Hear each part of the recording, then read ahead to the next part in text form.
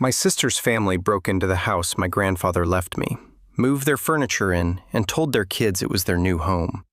So I called the police and realized it was only the first step of a bigger plan. 2 years ago, my grandfather passed away. We were incredibly close. I spent every summer with him at his beach house growing up, and even as an adult, I'd visit him regularly.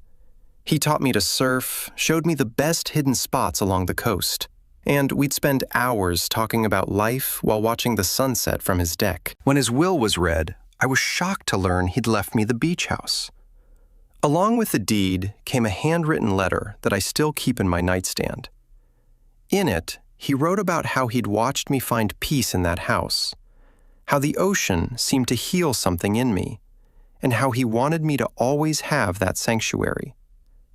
He specifically mentioned that he knew I needed a place to escape from the pressures of modern life. My sister Michelle, 33, female, received an equal inheritance in cash, roughly the same value as a beach house. My father, Bruce, 57, inherited his father's main residence, a beautiful colonial in the suburbs, worth considerably more than either of our inheritances. Everyone seemed satisfied at the time. The beach house isn't some mansion. It's a modest 3-bedroom cottage built in the 1960s, about 2 hours from where I live. It needs constant maintenance, which I've lovingly provided. I've kept Grandpa's wind chimes on the porch, his collection of sea lass in the windows, and even his ancient coffee maker that only works if you hit it just right. I work in tech with a demanding schedule that often runs 60 to 70 hours a week, so I mainly use it on weekends and for the occasional longer stay when I can work remotely. It's become essential to my mental health, my place to decompress, surf, read, and just exist without the constant ping of notifications and demands. 6 months ago, things started to shift. It began with small comments from my mother during family gatherings. "Such a shame that beautiful house sits empty during the week," she'd say. Or, "3 bedrooms for one person seems excessive." I'd laugh it off, explaining that I was there as often as I could be, and that maintaining it was a labor of love. My sister started joining in these comments about 4 months ago. She'd mention how her kids, Christina, 5 female, and Ethan, 3 male, were getting cramped in their current home. How the schools near the beach were supposedly excellent, how unfair it was that I got the prize of the inheritance while she just got money, conveniently forgetting that she used that money for a boat and a kitchen renovation. Last Sunday, during our monthly family dinner at my parents' house, they tag-teamed me in what felt like a planned attack. We barely finished the main course when my mother cleared her throat and launched into this prepared speech about family resources being used efficiently and how Grandpa, while meaning well, couldn't have foreseen how the family's needs would evolve. She actually used corporate buzzwords like maximizing utility and resource allocation. Michelle jumped in immediately, painting this picture of her kids growing up by the beach, learning to surf like we did, building sandcastles every morning. Her husband, Jason, 32, male, chimed in with research he'd apparently done on the local schools, showing me rankings on his phone and talking about how the sea air would be so good for Christina's asthma, a condition I'd never heard her mention before. The culmination was my mother suggesting that I should either gift the house to Michelle or sell it to her for a family discount of about 40% below market value. When I asked why Michelle couldn't just buy a beach house with her inheritance money, Jason actually laughed and said she'd already spent it on responsible family investments. I pointed out that a boat he uses twice a year and a kitchen renovation aren't exactly necessities, especially when they could have sold a boat to fund a beach house, if that's what they really wanted. I reminded them that Grandpa left specific instructions in his will, that he wanted me to have that house. I even offered to read them his letter, though that felt too personal to share. My mother's response chilled me. Dad was getting sentimental at the end. He wasn't thinking clearly about what's best for the family's future. When I firmly said no, Michelle accused me of being selfish, saying I just use it as a bachelorette pad for weekend parties, which is laughable to anyone who knows me. My idea of a wild weekend is reading 3 books and falling asleep on the deck at 9 p.m. My mother shook her head and said she was disappointed in my lack of family values, and my inability to see the bigger picture. My father, Bruce, 57, male, who had been silent during dinner, later pulled me aside in the kitchen. He said he understood why I wanted to keep the house, but asked if I'd consider some kind of timeshare arrangement. Maybe they could have it during the summer months, when the kids are off school, he suggested. When I pointed out that summer's when I use it most, he sighed and said I was putting him in an impossible position. Even my boyfriend Luke, 29, male, who's usually completely supportive, asked on the drive home if maybe I was being too rigid. He knows how much the house means to me. He's seen me there, seen how my entire demeanor changes when we cross the bridge onto the island. But he also wondered if there was some compromise that could keep the family peace. I felt betrayed that even he was suggesting I should consider giving up my sanctuary. That night, I couldn't sleep. I kept thinking about all the mornings I'd watch the sunrise from Grandpa's deck, coffee in hand, planning my day of surfing.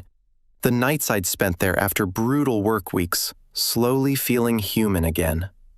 The weekend I spent there after my last relationship ended, walking the beach for hours and finally feeling like myself again. How can I explain to them that it's not just a house? It's where I go to remember who I am. Am I really the one for wanting to keep my inherited property that was specifically left to me? The house means everything to me. It's not just about the property value or having a weekend getaway. It's about having a place where I can breathe, where I can exist without pretense or pressure. It's about honoring my grandfather's wishes and the bond we shared. But my entire family is making me feel like I'm some kind of selfish monster for not handing over my inheritance to my sister just because she chose to have kids. Update 1, posted 3 weeks later. Update. They're escalating, and I'm at my breaking point. I want to thank everyone who responded to my original post. The overwhelming consensus that I'm not gave me the confidence to stand firm, though I've been second-guessing myself constantly. Your comments about family entitlement and honoring my grandfather's wishes really resonated. Unfortunately, things have escalated beyond what I could have imagined. 2 weeks ago, I left work early on Friday, around 2 p.m. instead of my usual 7 p.m., because I'd had a particularly brutal week and just needed to get to the beach house. The entire drive, I felt my shoulders slowly relaxing, looking forward to my weekend routine. Arrive, open all the windows to let the sea air in, make a simple dinner, and fall asleep to the sound of waves. As I turned onto the coastal road, I noticed the increased traffic, but didn't think much of it. Tourist season was starting. But when I pulled up to my house, my stomach dropped. My mother's BMW was in the driveway, along with Michelle's SUV and Jason's sedan. My spot, where I always park in the shade of the old oak tree Grandpa planted, was blocked. I sat in my car for a moment, trying to process what I was seeing. Through the windows, I could see movement inside my house.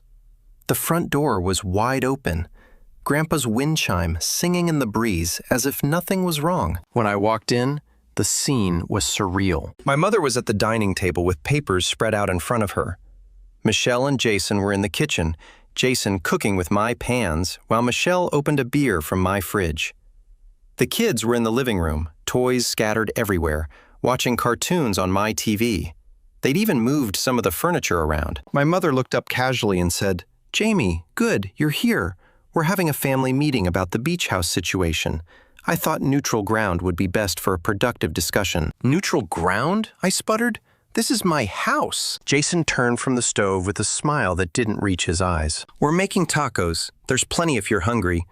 I hope you don't mind, but your spice rack was a bit lacking, so I brought some from home." The audacity left me speechless. My niece Christina ran up to me holding one of Grandpa's old painted seashells I keep on the mantle. "Aunt Jamie, Mommy says this is going to be my room." She pointed to the guest room, the one with the ocean view that I use as my office, where I'd spent countless hours working remotely, finding inspiration in the horizon. I tried to stay calm. "Everyone needs to leave. This is trespassing." Michelle laughed. Actually laughed. "Trespassing? We're family. Mom has a key. Family doesn't trespass. They visit." "I changed the locks 4 weeks ago," I said slowly. "How did you get in?" My mother had the decency to look slightly uncomfortable. "Well, we still had the old key, and when we tried it, it didn't work. but the property management company in town remembered when Dad used them years ago. I explained this was a family emergency, that we were worried about you, and they helped us check on things. I was shaking with rage.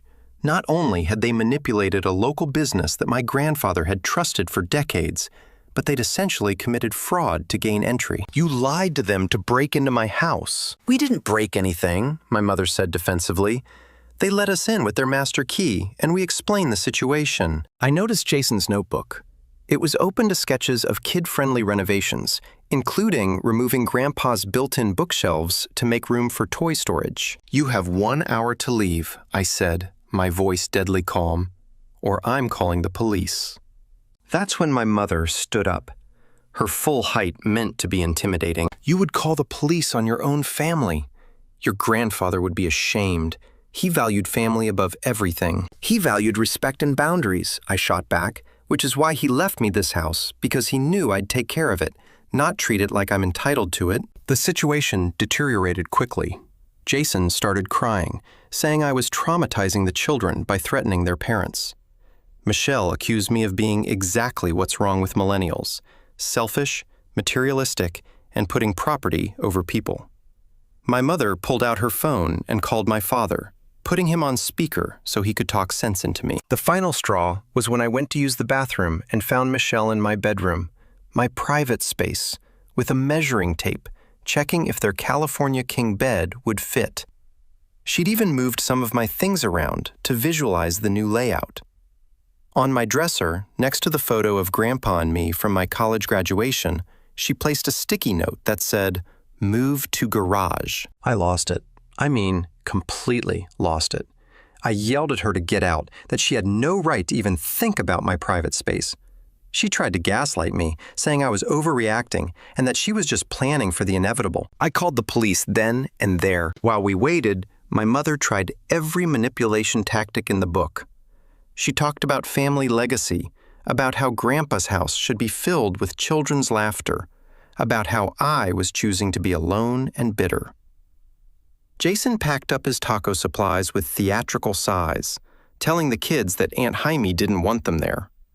Christina started crying, asking why I was being mean. When the officers arrived, I showed them my deed, explained the situation, and showed them text messages from 3 weeks ago, explicitly stating that no one was welcome at the property without my express permission. My mother tried to argue it was a civil matter, a family dispute that didn't require police intervention. The officers disagreed and told everyone to leave immediately. As they gathered their things, Michelle hissed at me that I'm everything wrong with my generation and that I'll die alone in that house.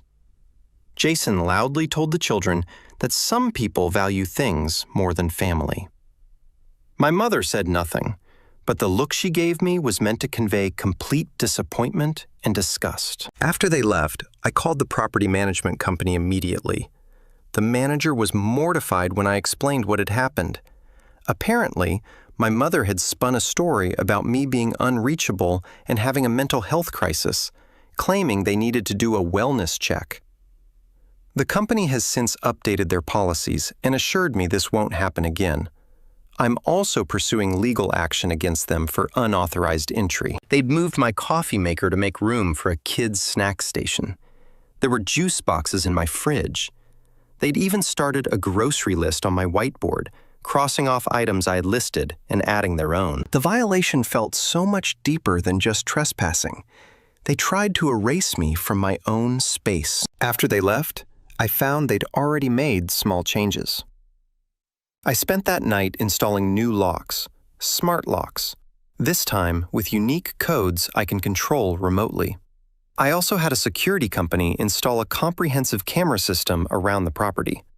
The next day, covering all approaches, including the beachside access, I learned my lesson about having blind spots. I've since hired a lawyer to send a formal cease and desist letter to all of them, making it clear that any further attempts to enter the property will result in criminal charges.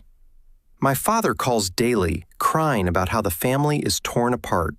Extended relatives I haven't spoken to in years are reaching out to tell me I'm being unreasonable. My cousin posted on Facebook about how some people forget where they come from and think they're too good for family. I've had to block most of them. Luke has been supportive but frustrated with the drama. He doesn't understand why they can't just respect my boundaries.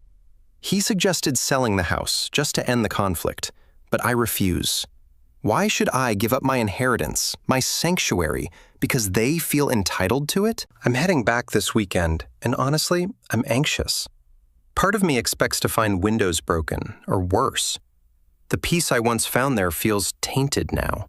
But I'm determined to reclaim it. This is my house, my inheritance, my connection to my grandfather. I won't let them take that from me. Update 2, posted 5 weeks after the first update. Final update, the nuclear option. I'm sitting in a hotel room in a state of shock, alternating between rage and disbelief. I need to document this while it's fresh, partly for legal reasons, and partly because I need to process what just happened. Yesterday, Friday, I decided to leave work at noon. I've been anxious all week about returning to the beach house, but I figured arriving in broad daylight would be safer. The drive felt different this time. Instead of my usual relaxation, I spent 2 hours with my shoulders tense, checking my security camera app every time I hit a red light. Everything looked normal on the cameras, but I couldn't shake the feeling that something was wrong. As I turned onto my street, I immediately knew my instincts were right. There were cars everywhere. Michelle's SUV, a large moving truck, my mother's BMW, and several cars I didn't recognize. My comprehensive security system should have alerted me to any movement, but I realized they must have disabled it somehow. Later, I discovered they cut the power to the main security panel, thinking that would disable everything. They didn't know I'd installed a backup battery system and cellular backup that had been recording everything. I pulled over a few houses down and called my lawyer. He advised me to document everything and call the police immediately if they were inside. With shaking hands, I started recording video on my phone and walked toward my house. The front door was wide open, not just unlocked, wide open, with boxes stacked on the porch. I could hear voices inside, multiple people talking and laughing. Through the window, I could see strangers, movers carrying furniture. My furniture out, other furniture in. I walked through my own front door to find my worst nightmare realized. The living room was in chaos. My couch was gone, replaced with Michelle and Jason's sectional. My grandfather's antique coffee table was pushed against the wall, a child-proof monstrosity in its place. The walls I'd spent a weekend last year carefully touching up the paint were already marked with crayon. Jason was in the kitchen, unpacking. Not visiting, not having a meeting, unpacking. He was placing their dishes in my cabinets, humming to himself like this was perfectly normal. My grandfather's china, which I use every Sunday morning for breakfast, just like he did, was boxed up on the counter, labeled garage. My sister's kids were running around with their toys everywhere. Ethan had taken over the Sun Nuke where I keep my surfboards, his toy trucks exactly where my board rack used to be.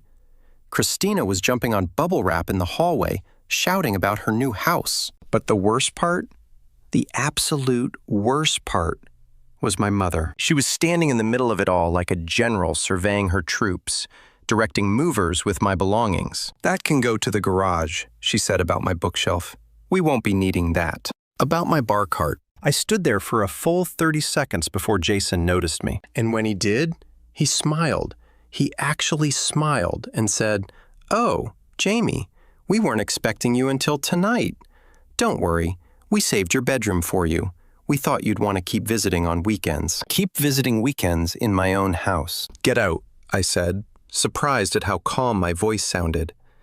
"Get out right now." That's when Michelle appeared from the back deck, where she'd been assembling what looked like a massive playset. "Jamie, honey, let's talk about this rationally. We're already here. The kids are enrolled in school starting Monday. Fighting this is just going to hurt everyone." My mother approached me then, putting her hand on my shoulder in that condescending way she has. "Sweetheart, it's time to face reality. You're a single woman with a demanding job who barely uses this place. Michelle has a family that needs it. Your grandfather would understand. Family needs change." I pulled out my phone and dialed 911. That's when everything exploded. My mother tried to grab my phone, Actually, physically tried to take it from me. Don't be... I stepped back, keeping the phone to my ear. My family is stealing my house. Send police immediately. Michelle came charging in from the deck. Stealing? We're your family. Mom and Dad gave me life too. Why do you get everything? I don't get everything, I shouted back, finally losing my composure. You got the same inheritance I did. You spent yours on a boat and a kitchen renovation. That's not my fault. Jason started crying. Loud, theatrical sobs. How can you do this to children? They think this is their home now. We told them they'd grow up by the beach. Then you lied to them, I said. Just like you're lying now, pretending you have any right to be here. My mother, red-faced with rage, dropped the bomb. I've already spoken to lawyers. We had legitimate access before. That establishes a pattern of family use. We're establishing residency. You'll have to formally evict us, and that takes months. By then, you'll come to your senses and realize this is what's best for everyone. You broke into my house, I said. I have it all on camera. The security system you thought you disabled has cellular backup. It proved we had previous legitimate access, she countered. But I could see doubt creeping into her eyes. The property management company confirmed we'd been here before as family. That's when I realized this wasn't a spur-of-the-moment decision. They planned this. They'd consulted lawyers, manipulated local businesses, enrolled the kids in school, hired movers. This was a coordinated attack on my property and my life. The 911 operator had heard everything and assured me officers were on the way. The next 15 minutes were the longest of my life. Jason alternated between sobbing and trying to guilt me, showing me the kids' drawings of their beach house. Michelle paced like a caged animal, occasionally throwing out insults about my selfishness, my inability to maintain relationships, how I die alone, surrounded by money instead of family. My mother was the worst. She turned cold, calculating. She started talking about Grandpa's real wishes, how he told her privately that he hoped I'd grow up and share with my sister. When I called her a liar, she said I was too blinded by greed to see the truth. The movers, to their credit, had stopped working and were clearly uncomfortable. One of them approached me quietly and said they'd been told this was a family property transfer, that all parties were in agreement. He showed me the work order. Michelle had forged my signature. When the police arrived, 3 cars, lights flashing, the narrative my family tried to spin was incredible. My mother claimed I'd agreed to let Michelle try out living there for the summer. Jason wailed about their children being made homeless.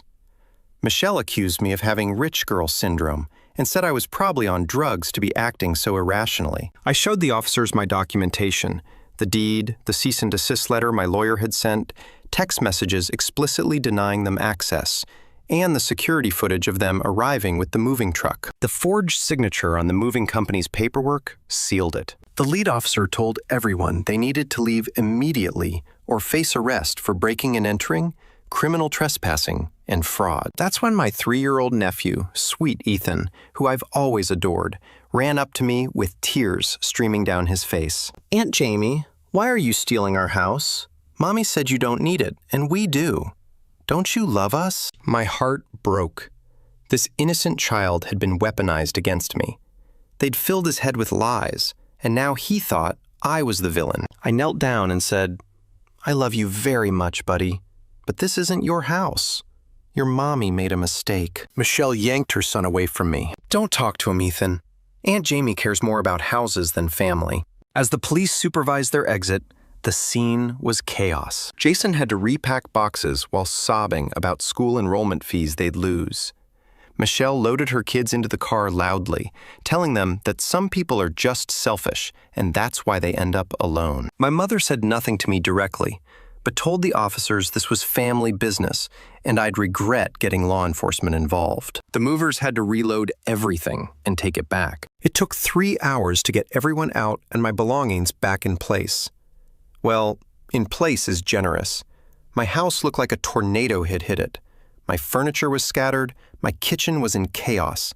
My personal items were stuffed in random boxes. After everyone left, I called the locksmith for an emergency visit. While waiting, I discovered the full extent of what they'd done. They'd forwarded mail to my address in Michelle's name. There were children's life preservers hanging in my shed. They'd installed child safety gates at the top and bottom of the stairs. In my office, my desk had been dismantled and pushed against the wall to make room for bunk beds that were halfway assembled. The locksmith installed new high-security locks that can't be picked or duplicated without my authorization. That night, I couldn't stay in the house. It felt violated, like a crime scene. I drove to a hotel an hour away and finally broke down. Not just tears, full-body sobs. The house my grandfather left me, my sanctuary, had been turned into a battlefield. I've spent a day with my lawyer. We're filing charges for breaking and entering, fraud, the forged signature, and seeking a restraining order against all of them. The lawyer says their residency plan was legally nonsense and likely came from some sovereign citizen website rather than actual legal advice. We're also suing for damages. They did about $3,000 worth of damage to the walls and floors during their move-in. My phone hasn't stopped ringing.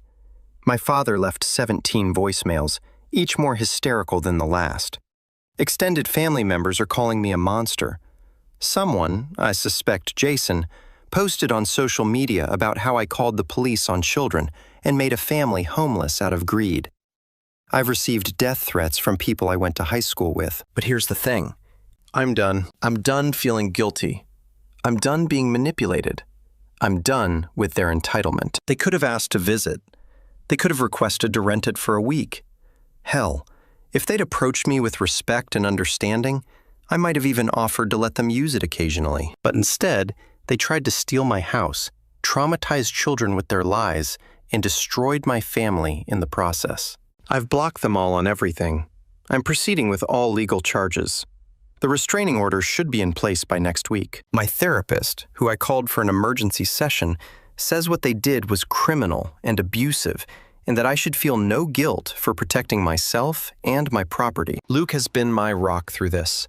He's fielded calls, helped me sort through the legal paperwork, and reminded me that I'm not crazy. We're planning to go to the beach house together next weekend to properly clean and reclaim it. He suggested a cleansing ceremony, burning sage, and making new memories to override the violation. I know I'll likely never have a relationship with my mother or sister again. That ship hasn't just sailed. They set it on fire and sank it. My father might be salvageable someday, but not while he's enabling them. The extended family can think what they want. They've shown their true colors. My grandfather left me the house because he knew I cherish it, respect it, and find peace there. I failed to protect it once, but never again. It's mine legally and morally, and I'll be damned if I let anyone make me feel guilty for that. To anyone dealing with entitled family, document everything. Change your locks, install cameras, get a lawyer, and don't for 1 second feel guilty about protecting what's yours. Family isn't about blood. It's about respect, love, and boundaries. Anyone who tries to violate those isn't family worth having. Edit. Additional thoughts and reflections. 2 weeks later, I've been getting a lot of messages asking for more details about the aftermath of my emotional journey. So, I wanted to add some additional thoughts while everything is still fresh. The hardest part of this whole ordeal isn't the legal battles, or even the family destruction.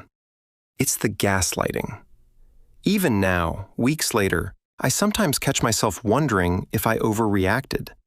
That's how insidious their manipulation was. They had me questioning my own reality, my own rights to my property, my own grandfather's explicit wishes. My therapist calls this manufactured guilt, and apparently it's common in family abuse situations.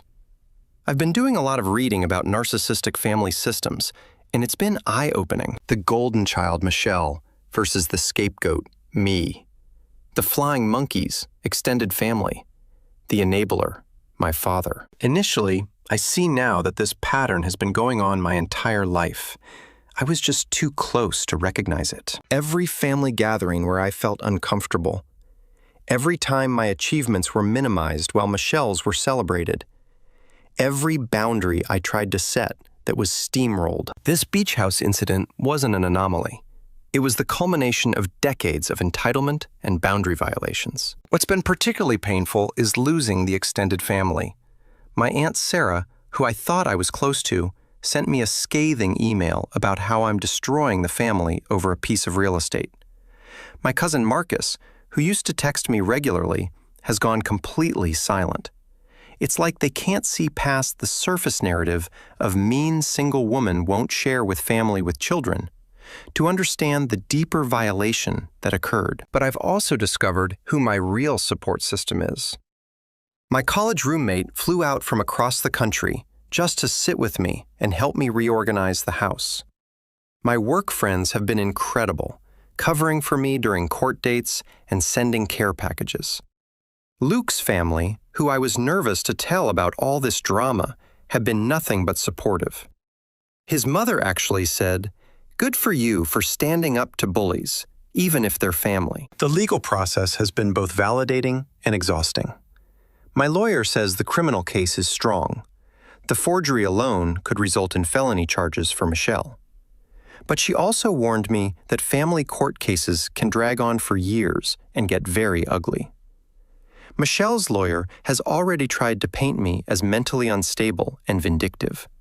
They're actually arguing that my obsession with the house proves I'm unfit to own property. The irony is breathtaking. I've started seeing patterns in how they operate. Michelle reached out to Luke directly last week, trying to get him to talk sense into me. When that didn't work, she contacted my boss at work, claiming I was having a mental breakdown and needed intervention. Fortunately, my boss knows me well enough to see through the manipulation, but it shows how far they're willing to go. The kids' situation weighs on me daily. I know Christina and Ethan don't understand what's happening. To them, their mom probably just said, "Aunt Jamie doesn't want us to live by the beach anymore." I've been debating whether to write them letters, explaining my side to be opened when they're older, but my lawyer advised against any contact right now, given the restraining order. Sleep has been difficult. I keep having dreams where I come home to find the house occupied again, or where my grandfather is disappointed in me for breaking up the family. My therapist says trauma responses are normal, but knowing that doesn't make 3 a.m. anxiety attacks any easier. On the positive side, I'm rediscovering what the house means to me without the constant threat of invasion. Last weekend, Luke and I spent Saturday morning surfing, and for the first time in months, I felt that pure joy again. We're talking about getting a dog, something I never considered before because I was always worried about leaving it alone during my busy work weeks. Now, I realize I can work remotely more often, and having a furry companion at the beach house sounds perfect. I'm also planning some updates to the property, not because I have to, but because I want to. A new deck with better ocean views, maybe a small addition for a proper home office. Things that will make it even more mine, even more of a sanctuary. Every improvement feels like an act of reclamation. Final edit. 1 month later, the legal update you've all been asking for. The restraining order was granted against all 3 of them, my mother, Michelle, and Jason. They're not allowed within 500 feet of the property, or me personally. Michelle tried to contest it, claiming it was excessive and would prevent family gatherings. The judge, after reviewing the security footage and forged moving documents, called their actions a premeditated attempt at theft through deception and upheld the order. Criminal charges are moving forward. The DA is taking this seriously, especially the forgery. Michelle is facing potential jail time, though her lawyer is pushing for a plea deal. My mother is being charged as an accomplice. Jason is somehow trying to claim he was just following his wife's lead, but the prosecutor has him on video directing movers with my belongings, so that's not flying. The civil lawsuit is ongoing. My lawyer is confident we'll recover damages plus legal fees. The moving company is cooperating fully. They're mortified they were used in this scheme and have provided all documentation showing Michelle presented herself as the homeowner. Family fallout continues. My father filed for separation from my mother last week. He's staying with his brother and reached out through my uncle to apologize. He admitted he knew they were planning something, but didn't think they'd go so far. I told him I need time, but I'm open to rebuilding our relationship eventually, just the 2 of us, without my mother's influence. The extended family drama has mostly died down since the criminal charges were filed. Funny how family should share becomes, well, they shouldn't have broken the law, when actual consequences appear. Jason's parents apparently read him the riot act after learning he involved their grandchildren in a criminal scheme. The house is slowly feeling like mine again. Luke and I have spent every weekend there, making new memories. I fixed the wall damage, reorganized everything exactly how I want it, and even added some new security features.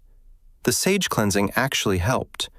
Probably just psychological, but the house feels cleaner somehow. My therapist has been incredible. We're working through not just this incident, but years of family manipulation I hadn't fully recognized. Turns out, this wasn't the first time they tried to take what was mine, just the most dramatic. Last weekend, I found one of Ethan's toy cars under the deck. Instead of anger, I just felt sad. Those kids are victims too, fed lies and used as weapons. I've set aside money and a trust for them, not accessible by their parents, for when they're adults. Maybe then we can have a relationship built on truth. I've also started a journal, writing letters to my grandfather about everything that's happened. I tell him about the sunrise surf sessions, the books I read on his deck, the way his wind chimes still sing in the evening breeze. I thank him for knowing I'd need this place, and for trusting me with it. To everyone who shared their own stories of family entitlement and boundary violations, thank you. Your experiences help me feel less alone and more justified in my response. To those who said I should have just given them the house to keep the peace, I hope you never have to learn firsthand why that's terrible advice. Enabling entitlement doesn't create peace. It creates monsters who will demand more. The house is mine. The peace is returning. The family I lost wasn't worth keeping. And somewhere, I think my grandfather is proud that I stood my ground. Thank you all for following this journey. I'm closing this chapter now and looking forward to many peaceful weekends by the sea, exactly as my grandfather intended.